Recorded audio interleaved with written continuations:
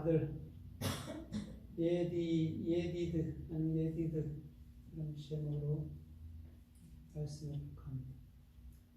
예디드는 요드달렛이에요. 반복. 그럼 항상 반복으로 나올 때는 그만큼 중요하다고 그랬죠. 그죠? 그런데 물에서 예수님께서 세례 받으시고 또 십자가에 죽은 거잖아요. 그죠? 물에 들어갔을 때 세례 받으시고 올라올 때 이는 내 사랑하는 아들이다 이렇게 얘기하면서 예디드 이렇게 얘기한단 말이에요. 그런데 사랑한다는 말이 또 있죠. 아하브라는 말이 또 있죠. 그죠? 그런데 여기에서 신약에서는 유일하게 여기에서만 쓰여 있어요. 그 다음에 구약에 보면 이제 아가서, 잠언서 뭐 이렇게 좀 쓰여 있어요. 그러면 이 예디드라는 요드가 10번째 글자잖아요. 10번째. 10번째는 첫 번째 알렙이라는 하나님을 배움부터 가는데 10번째가 뭐냐면 완성이에요. 그 완성된 것을 뭐라고 그래요? 예수 그리스도라고 얘기를 해요. 그럼 예수 그리스도를 뭐 하는 것이죠? 손을 펴서 증거하는 것이죠. 그걸 요드라고 한단 말입니다. 그 다음에 달렛이라는 것은 반드시 우리는 예수를 넘겨줄 때 그들에게 깨우쳐 줘야 돼요. 그죠? 진리의 문을 열어줘야 되는 거죠. 그걸 예디드라고 얘기한단 말이에요. 반복적으로. 그러면 잘 보세요. 예수님은 이 땅에 유다 자손으로 왔죠. 그죠? 유다도 요드 달렛이죠. 또 다윗도 달렛이죠. 드보라도 달렛이죠. 그러면 이들이 통체적으로 하러 오신 것이 진리의 문을 열어주기 위해서 오셨는데 예수님께서는 반드시 십자가에 돌아가심으로 진리의 문을 열어주는 거예요.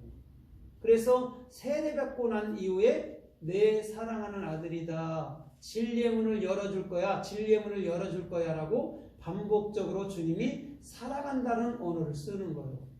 그러면 오늘 저와 여러분들의 중심은 예수 그리스도라는 그 성령에 의해서 진리가 완벽하게 열리는 것인 줄 믿습니다. 그걸 내 사랑하는 아들 아니면 내 사랑하는 자 여디다 아니면 여디디야 이렇게 말씀하는 거예요. 그러면 이 여디드 아니면 여디다가 성서에 어떻게 쓰였고 어떻게 말씀하는가 우리가 좀 살펴보면서 은혜를 받아보도록 하겠습니다. 잠언서 7장 18절에 보면 주님이 이렇게 말한 적이 있어요. 우리가 아침까지 사랑을 나누되 흡족하게 나누자 이런 말이 있거든요. 그곳에서 여디다를 썼어요. 아침까지 사랑을 하되 아침까지 풍족히 사랑하자고 얘기했어요. 이건 뭐냐면 그리스도와 우리와의 완벽한 사귐, 참 사랑을 얘기해 주는 거예요. 그래서 에베소 5장 32절에 뭐라고 그랬어요? 이것은 곧 그리스도와 교회에 대해서 하는 말이다 라고 설명을 하고 끝난단 말입니다. 그거랑 마찬가지죠.